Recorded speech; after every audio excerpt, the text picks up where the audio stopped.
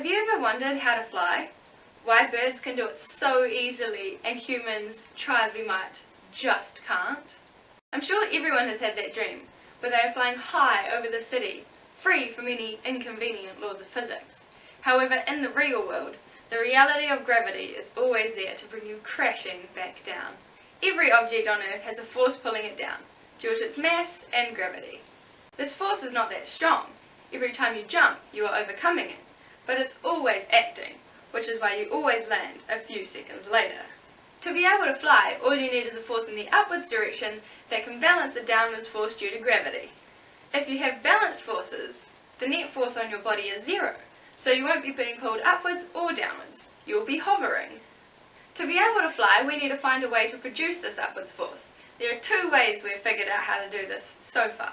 The first involves a jetpack, or something similar.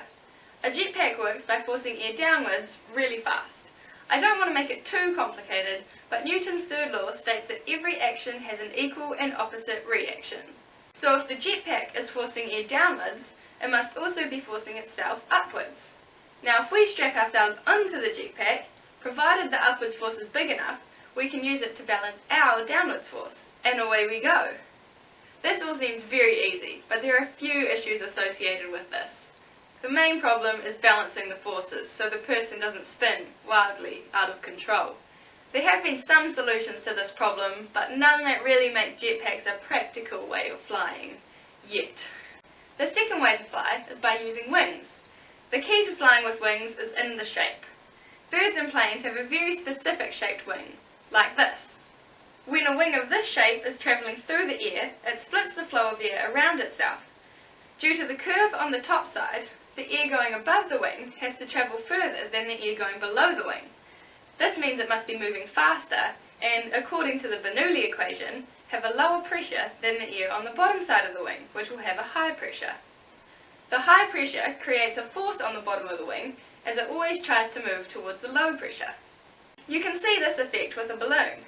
The air on the inside of the balloon is high pressure, and as soon as you release the top, it wants to come out into the low pressure air surrounding it. Now if you put a wing or a piece of paper over the top between the pressure difference, you can see that the high pressure air is forcing it upwards. So provided our actual wing keeps moving through the air at speed, the high pressure force on the wing will hold it up. This pressure force is also combined with an angle on the wing, which deflects air downwards, giving a similar result to the jetpack scenario. So there's your upwards force. Easy! So how do you think humans can use these theories to fly? Do you think we should keep working on the jetpack problem, or should we be working on developing people-sized wings? Let me know your thoughts in the comments below. Thanks for watching, and keep wondering.